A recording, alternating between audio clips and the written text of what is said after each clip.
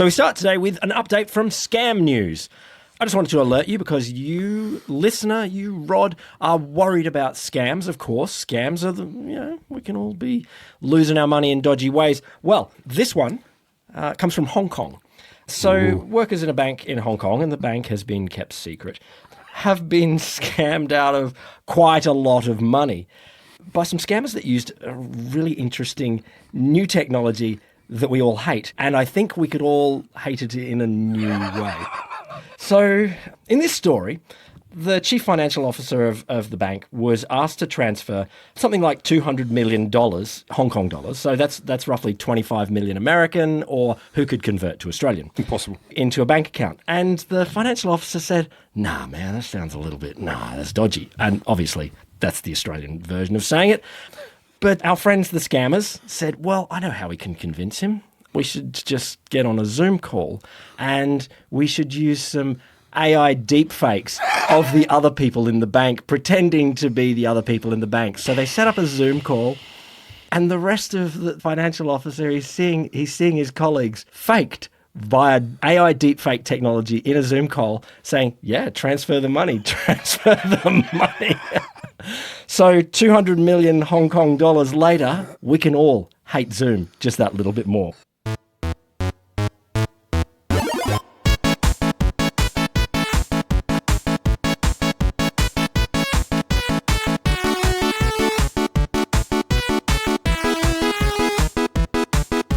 It's time for a little bit of science. I'm Will Grant, an Associate Professor of Science Communication at the Australian National University. I did not know that about you. Well, there you go. I'm Rod Lambert, a 30-year science communication veteran with the mind of a teenage boy. And today, as well as Scam News, you have... I'm going to talk a little bit about the upside for cigarettes, if you're a bird. I've got some yay climate change. Always yay. A little update on uploading your brain to the computers. Oh, nice. Speaking of brains and heads, I've got some hat news for you. Ooh. Listen, we're going to make you happy yet again. You're going to be delighted. That's our mission to wallow in the end times. There is a possibility that the microplastic story might leave you slightly less unhappy. Well, it might not. Is this where you say there's microplastics in my sperm, but in a good way. In a good way. They're wearing them like clothes. But now that means your sperm will last for 1,000 years? Oh, God. You're the one with a teenager. Anyway, that's terrible. I don't want that. So I'm gonna tell you. This comes from a 2011 post from possibly my favourite smoking website. What is this, like a smoking website? Oh, yeah, and I know you know the one, pipesmagazine.com. Pipesmagazine.com. Classy smoking. Yeah. Not like, I've got to say, like... sawdust 900 to a packet. Okay, what have we got? Okay, vaping. We're ruling out vaping for a second. No, of smoking. You've got your traditional durry cigarette. Yeah. Then you've got your cigarette on a... But there are variations. Like the roll is cooler than your tailored. Yeah, okay. And thin or thick. I feel like if you're going to smoke, you should go Winfield Red. Or Marlboro. Marlboro Extra Tar. Was it? Packet of Laramie High Tars. Camel, the... unfiltered, untipped. Yeah. But then you've got your cigarette on the cigarette holder. Yeah. Then your cheroot. Cheroot? What's a cheroot? Like a long, thin cigar that that's right. classy buccaneers would smoke. Apologies, I've only ever read that word and I didn't know it was pronounced cheroot. It might be cheroot. I thought it was cheroot. It might. And then you've got your cigar, but then you've got your pipe. And you've got your corncob pipe or your Sherlock large, Holmes. bold, carved out of a human thigh bone pipe. And your chillums. Yeah. Anyway, this talks about all of those, but what caught my attention was member KF5EQV. He, I assume, I'm pretty sure it was he, was musing. When I smoke, I've noticed some critters seem drawn to the smoke. Some cigars seem to attract wasps, even though wasps hate smoke. This is odd, I think, but a very real phenomenon. Maybe it has something to do with smoke smelling sweet. Okay. Pipes and cigars seem to draw squirrels, rabbits, bobcats, and other small animals out of hiding. And animals that are usually skittish around people seem much bolder when the person is smoking. Maybe over the centuries, he speculates, some animals developed an instinctual knowledge that a smoking human is one relaxing and not as threatening. Okay. But, okay. My dog will usually run around the yard or lay under a tree, unless I'm smoking my pipe. Then he will come and lay down very close to me where I'm sitting and wag his tail and be generally very happy, seeming the whole time, as long as the whole time the bowl is lit. Could this be my dog's personal preference? Songbirds will often land/perch much closer while I'm smoking my pipe. Honestly, I don't know what to think of these things. Has anyone else noticed anything like this? Or do they have any thoughts about what could be behind some of these experiences? Indeed, I have never thought this either. No, neither have I. I'm not a Neither pipe have I. smoker, but... Not yet. But it does sound very chill. Like, if you're smoking a pipe and some songbirds come and sit on your shoulder and... Well, like Disney Snow White style.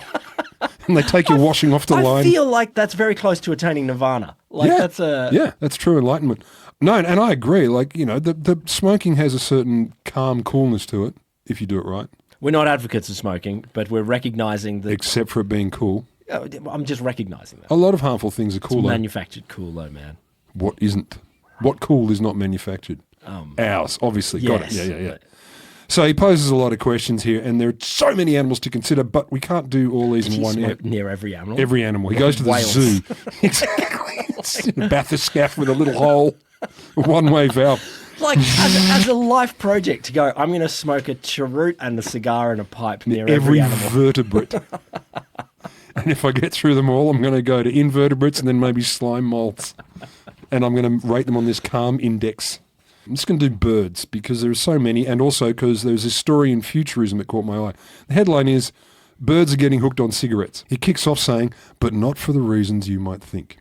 Okay. What reasons might you think? No, okay, if there's like, my instant guess was like, this is cigarette butts thrown away in you know, near bins and stuff like that, and some birds they've got the enough nicotine in there that it's giving them a high. Just take the edge off. Yeah, some bird edges. I never bash my chicken spouse when I've had a few butts. Why did you go there? Taking the edge off. Why did you go? You could have just, I've had a hard day at bird work. Birds can be very aggressive. And I need a... They're not like people, man. Don't anthropomorphinize. No, I get it, but still. I don't know why I went there. Probably because a friend, not me, not really a friend, an acquaintance, was wondering. Anyway, the story was inspired by a recent article in what is probably my, top 3 animal research journals, Animal Behaviour. Oh. Probably top 3. The article's called Urban Blue Tit Nests and Cigarette Butts, Accidental Litter or Adaptive Behaviour. And obviously, any article that has tits and butts in it, Nobel Prize material It did immediately. have tits and butts. Tits and butts. In the headline. You've got a Google search on that. Like, you're like tits and butts articles, journal articles. But must be a Google Scholar only. Yeah, Google Scholar. Fuck, that's a good idea, actually. I'm going to do that when I get home. Oh, the stuff it will turn up. Every episode writes itself from now on. So researchers are from the University of Lodz in Poland. You knew that, but others didn't. So they're investigating why your standard Euro blue tits were really into bringing cigarette bits and butts into their nests. Because apparently they are. They like to bring them in. They speculated it might be helping them mitigate the effects of parasites. It's more medicinal. More your medicinals and your Prophylactics. Well, yeah. Well, your defense device. What do those buggers do when they come and spray your home for cockroaches and stuff? Oh, yeah. Your fumigations and Fumigations, so forth. yeah. So these Lutz researchers did a bunch of experiments. So they tested whether the inclusion of cigarette butts in nests or replacing a natural nest with a sterilised artificial moss and cotton wool nest on day 5 and day 10. So these were the alternatives. Sterilised cotton wool, day 5 and day 10. They gave them a new nest? Yeah.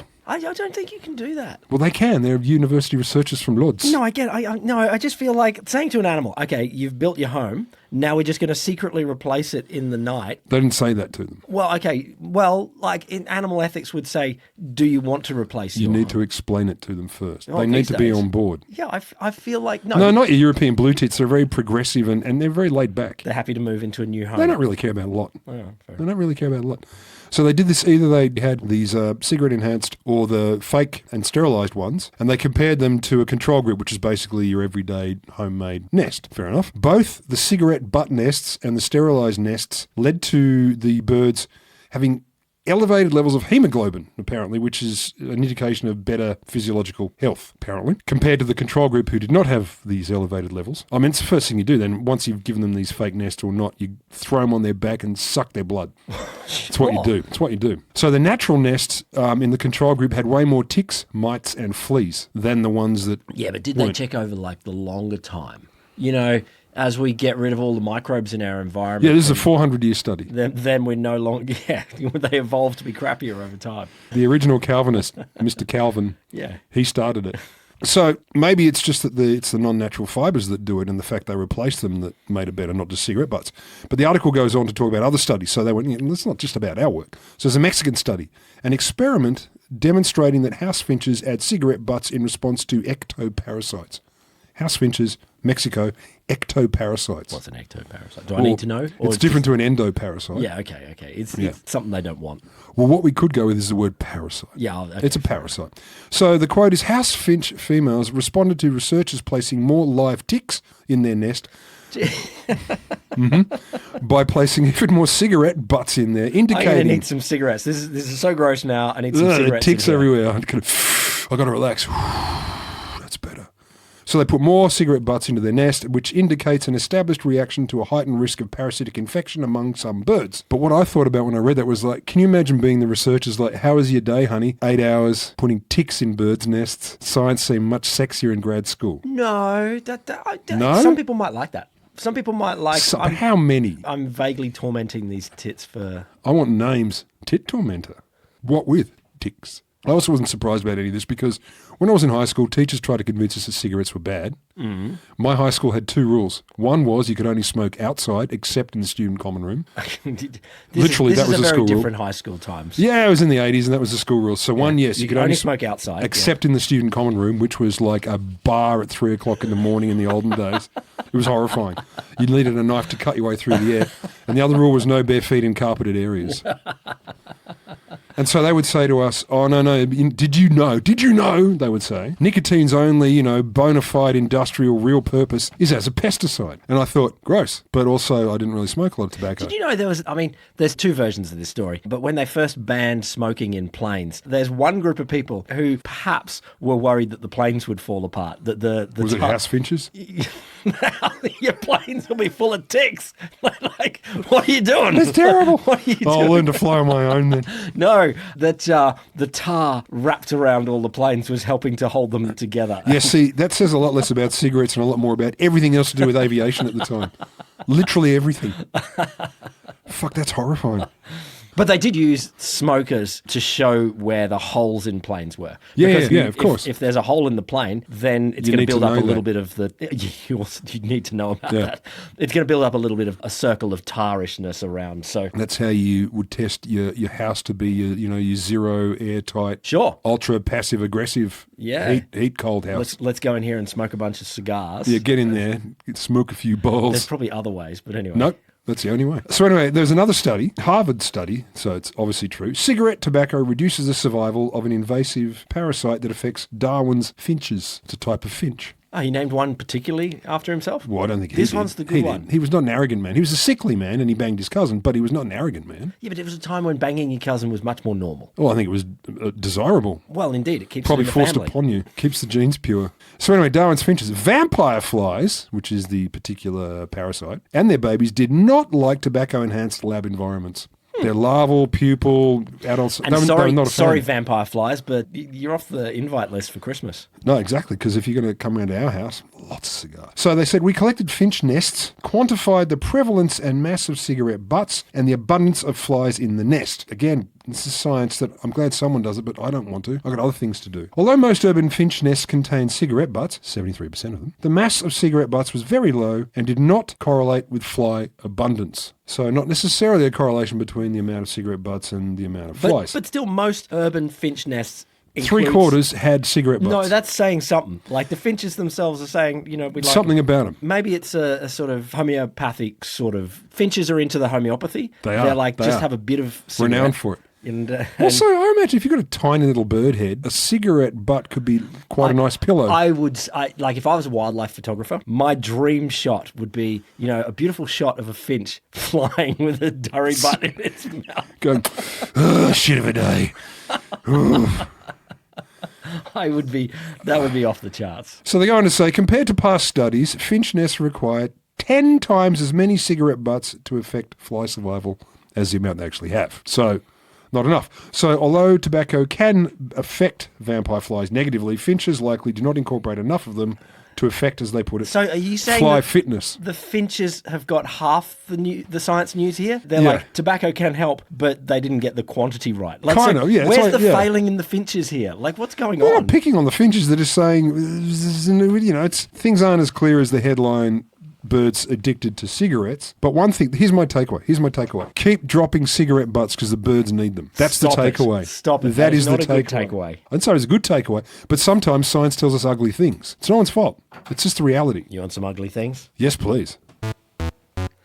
Have you heard of the AMOC, the AMOC, or the Atlantic Meridional I have heard of it. Meridional. I have heard of it. Overturning Circulation?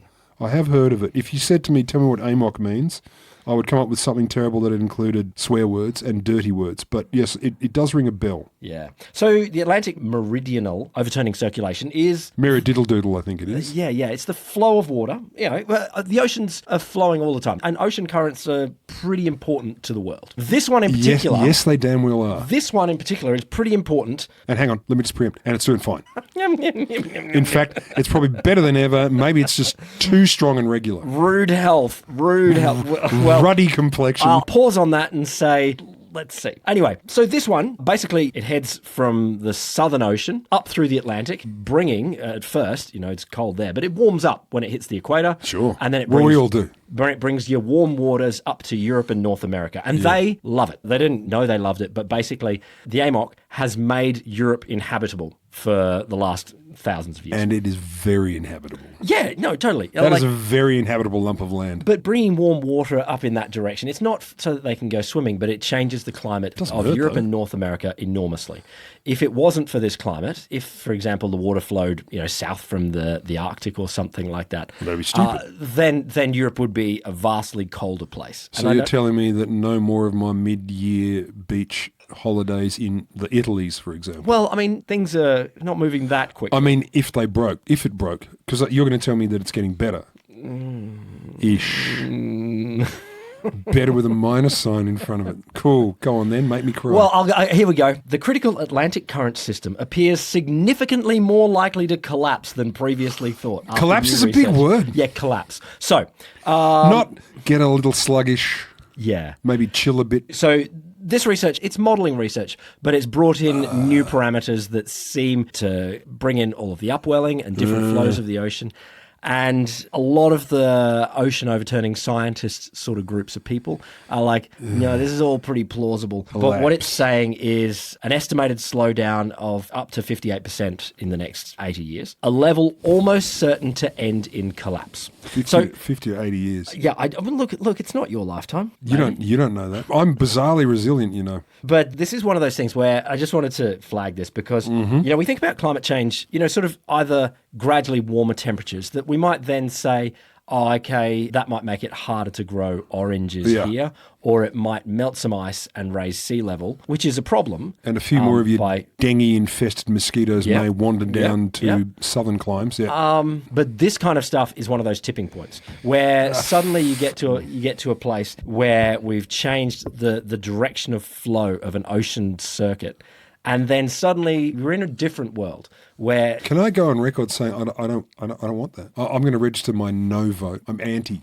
So I don't have anything more to tell you about that. It's dismal. It's dismal. This is a potential climate tipping point that, yes, you listener might be here in Australia and say, I don't care about no Atlantic current, but ocean currents go around the whole ocean. Yeah, they might have different names, but in the end, all the water touches itself. All the water touches itself. So there is a climate instability that might come here. So this is why we don't actually know quite what climate change might do. It could throw Northern Europe and Northern America into much colder climes while you get much hotter climes in other sort of places. Cool. So it's cool. It's great.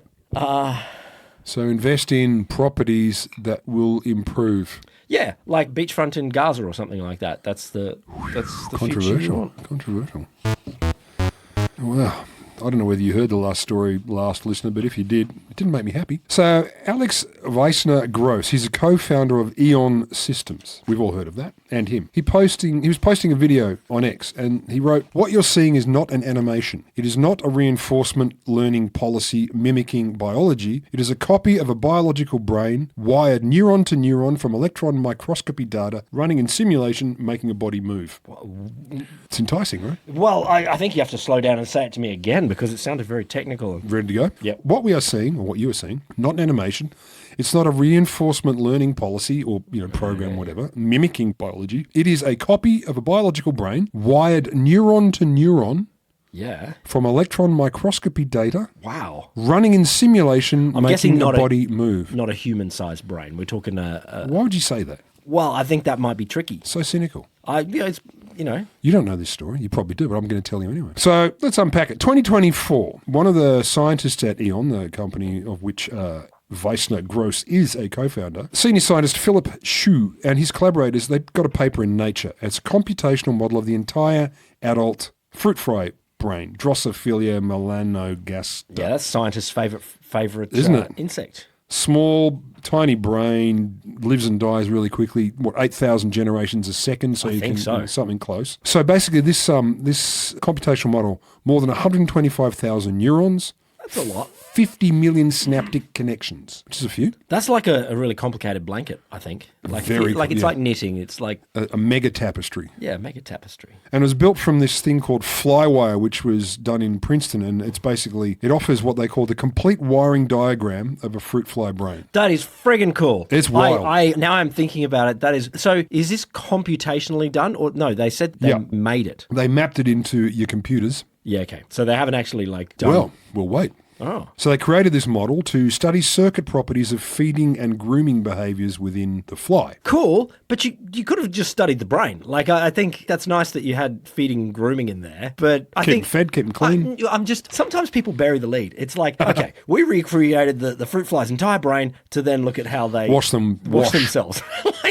And have a snack afterwards. We forgot to notice that recreating the entire brain was actually a pretty big achievement in itself. BT dubs. So they say, again, this gets a little technical. We show the activation of sugar sensing or water sensing gustatory neurons, so water or sugar sensing neurons in the brain. In the computational model, they accurately predict neurons that respond to taste and are required for feeding initiation. So what does that mean? Theoretically, these neurons that sense sugar and water link to the firing of motor neurons in this model to kind of make it do what those neurons should do. Okay, to critique what I said before, you can have a brain, but then you need it to do something. To actually see something. Yeah. And apparently the model predicted motor behaviours, so the inputs predicted the motor behaviours that you would expect 95% accuracy. Hey, that's awesome. So fucking huge. But this is a disembodied brain.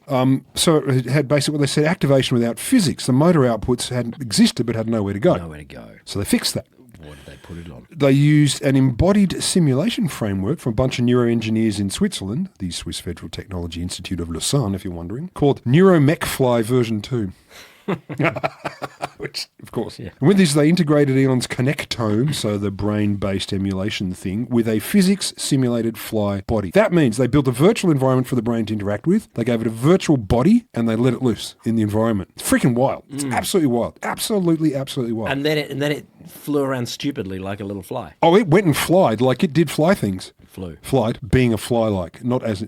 It flew, but being fly-like, so it flied. Everyone says so. I did a year of linguistics in first year. How dare you? And you did Latin. And I did Latin, but that was before uni, so it doesn't count. So they said the simulated environment allows, I'm going to call it the sci-fly, to undertake multiple distinct behaviours driven by the emulated brain's own circuit dynamics. So the point of this, why this is exciting, it's not like earlier work that uses this sort of your basic reinforcement where you've got a model that does heaps of things over and over again and sort of basically sees what sticks. It just does it. It learns what good results are and bad results are and then sort of reinforces with the iterations. This, however, the system in place already knows what a fly should do because it's got the brain structure. So, or at least, the entire brain structure. The version of knows what a fly should do.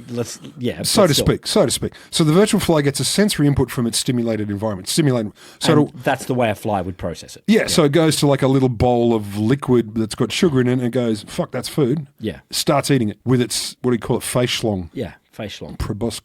So the input flows through the connectome as neural activity, so it gets flows through. The fly acts accordingly to what its brain would tell it to do in the real world, but inside the sim. So it's not like a zillion lines of if-then coding that you just keep writing more and more. If this, then that. If this, then that. It's not a database with just a whole bunch of trial and error iterations. It knew what to do, so to speak. It knew how to In neuron sort of network flows. straight away. So the company's saying that we reckon this is the world's first embodiment of a whole brain emulation that produces multiple behaviors. But it was still in a sim. It's in a sim. So embodiment, they mean Virtual embodiment. like it's one virtual within another virtual. Well, it like is. What they're doing is sort of There's an a inception video, level sort of There's thing. a video. You can watch the video of this fly acting. Sure. Chuck it in a drone, dickheads. Like, Well, you go and join Eon and tell them what to do. It's so harsh. It's so harsh. I don't want to go to Switzerland. I mean, I do. No, they're not in Switzerland. That was just the people who gave them some of the tech behind it. So to the fun stuff now. Obviously, one day they want to do a human scale one. Obviously, I mean that's the obviously. But before that, maybe something. Why not go bigger? Like if you're going to go, Why not okay, an this fruit elephant? fly. No, The what I mean- universe. so the human brain has 3 trillion neurons, whatever. I don't know, something like that. It's gazillion, bajillion. Yeah, trillion. why don't you go for gazillion, billion, like just make up Which a is a number. 1 with a guggle and zeros. Yeah. No, they go on, maybe we'll do a mouse. Sure. A mouse, of course, has 500 times the number of neurons as your fruit fly. And just to remember here, let's do the maths. 500 times the number of neurons probably means well orders of magnitude times the number of connections. Beyond comprehension, Yeah. at least for my little meat brain. Your humanity's brain. My human, exactly. I'm more about how it feels Yeah, exactly. to do that sort of thing and what other people think about it. And conversing. So Weissner Gross, the original dude, one of the co-founders of Eon, he says, he's very sanguine about this. He says, look, if a fly brain can now close the sensory motor loop in a simulation, so fly brain's doing well, the question for the mouse becomes one of scale, not of kind. So it's just bigger, better, faster computer. No big deal. Yeah, sure. No big deal. Sure. No big deal. Can it find a mouse house? Can it Probably. Can it get the cheese? And look, go to the show notes, folks, because we'll drop in the link. You can watch the fly video yourself. Now, the upside of the video is it exists. The downside is they do not make it interesting. They are very much, they got the scientist to explain it rather than someone who That's great. is us. Look, I think this is the fascinating thing. There is a bunch of these advances in different computational techniques. And obviously, all of the AI large language models, like there's the boosters that are probably taking it further than it can go, but it is developing a lot of capacities there. It's and true. I'm not a computer scientist, but adding to that, this sort of mapping of neuronal connections, or the Australian one that we talked about a couple of weeks ago, where you've got literally the biological brain goo on the chip. And the integration. yeah, I think there are a bunch of these things that we may see some sort of biological interface or ideas moving in really interesting. Oh, your grandchildren will be hybrids. Well, I mean, whether it's that, but I can And certainly I imagine. mean yours. I'm not talking to people out there. I'm talking to you. Your grandchildren will be hybrids. Well, they're hybrids anyway. Like, No, more. We're all hybrids of our parents. Don't here. mean genetically, you big points. I mean they will be part machine, part meat, part something in between. But they'll want to be. You've got part other. No, but I can imagine versions where, say, software for flying a drone, that it may well be that goo or neuronal stuff might actually be, we could rip it out of a bat and put a bat brain in there sort of thing. Yeah. And I'm on board. Do it. Do it, all of it. Do all of it. Fuck it. zero downsides anywhere ever. I mean, the downsides from everything, car driving, using fuel, eating food you love. Why not make it more interesting and have a bat brain driven drone that delivers chocolates? When Thomas Elwood repeatedly flouted his father's command in 1659 to stay away from the Quakers... Stay away from the Quakers, my boy. The number of times my father told me that too, I can't even count. His behaviour provoked bitter family quarrels and a beating until his father eventually found a surprising solution. He confiscated all of his son's hats. I think it's say pornography. Thomas, in effect... Confiscated his hats. Young Thomas... They're leading you astray, young man. Look at you. Young Thomas, in effect, became a prisoner in the house, accepting that it would be unthinkable to go outside without one's hat. True. It's not wrong. So in Hat News today, I bring you a beautiful study by the beautifully named Bernard Kapp. Come on. K-A-P-P though? It is K-A-P-P. That was a good guess. Because otherwise it would have been chap. from the History Department in the University of Warwick on the cultural, social and ideological role of the hat in early modern England. And I just have to... I've read this one. Well, two confessions here just to make. This is the first article that I've ever seen to ever have a cold open like literally to start with your juiciest story straight away in the beginning. And I was just like, thank you, Bernard. That is how you write an article. That is how you communicate anything. But I just wanted to do a shout out to this article because I can do it not nearly as much justice as is there, because what Bernard has done is collected a whole bunch of stories about the role of the hat in early modern England. Is this this takes me back to a Family Guy episode when they're, basically ragging on everyone who, everyone's got a podcast, particularly if you're a boy, I've heard. I don't know. Look, it is a critique. It is a known critique. But then they were sitting around the bar as they all did, the four boys, and Peter was saying, do you want to listen to my podcast? And they said, really? And is the one on hats again? Yes, it is.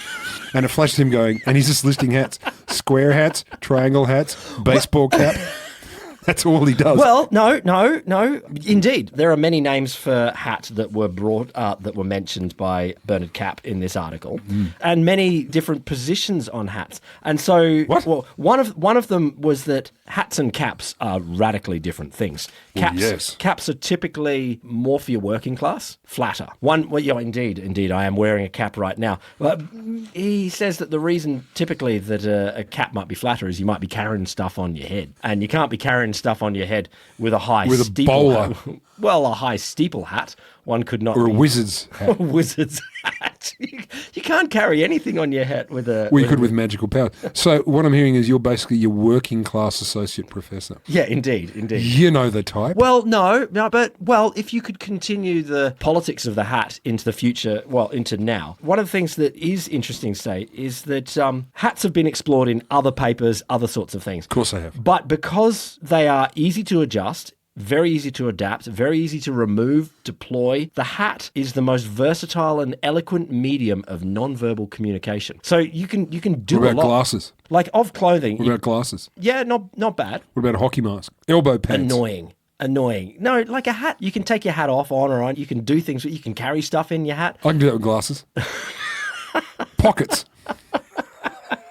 Pockets are not a communication behaviour. Fanny pack. Yeah, the fanny pack only communicates certain things. And as an advocate for the fanny pack... It communicates good stuff. Americans, just so you are aware, yes. The fanny pack is a strange name if you were to use it in Australia or the United Kingdom. Yeah. Fannies mean something more specific. But at the time, everyone in England wore a hat. So they're all wearing hats. All around the world, everywhere. Well, I don't know that. Oh, yeah. This article doesn't cover Your it. Hottentots? Almost every adult in early modern England wore a hat or a cap. Children wore caps too, and sometimes hats from a very early age. Yeah. I love this. We hear, for example, of a 5-year-old boy accidentally drowned while trying to scoop water out of a pit with his hat. What? What?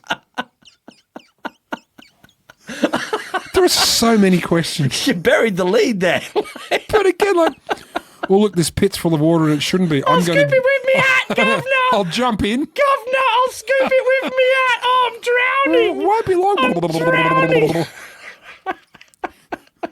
I have so many suggestions for that kid, but it's too late now. Jesus Christ. Gregory King estimated that almost 5 million hats and caps had been sold in 1688, and one humorist could list the fundamental human attributes as to eat, sleep, or wear a nightcap. What year did he estimate this? 1688. Pretty accurate hat records. Well... Although, compared to the records of most other things, the hats are probably better than many. Oh, no, I bet that... No, so they had some grandiose hats. Well... I keep looking at all these deaths by hat that he's got.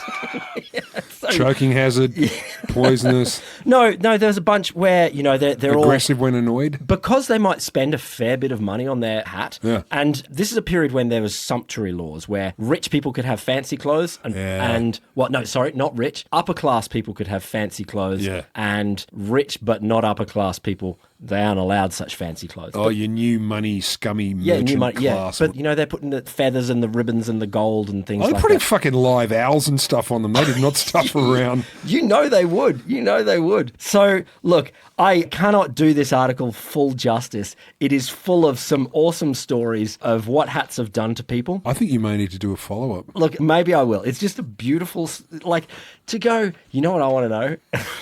I want to know how important the hat was in 1688. We need to do a follow-up, maybe a whole episode just on hats. Just on hats. Maybe we should do that. Let's do a hat episode. Yeah, let's give it a crack. Soon. We'll give it a crack. We've just given you a few little bits of science. A few many something. We do this because we love both you and science, and in that overlap is a little bit of science. That's true.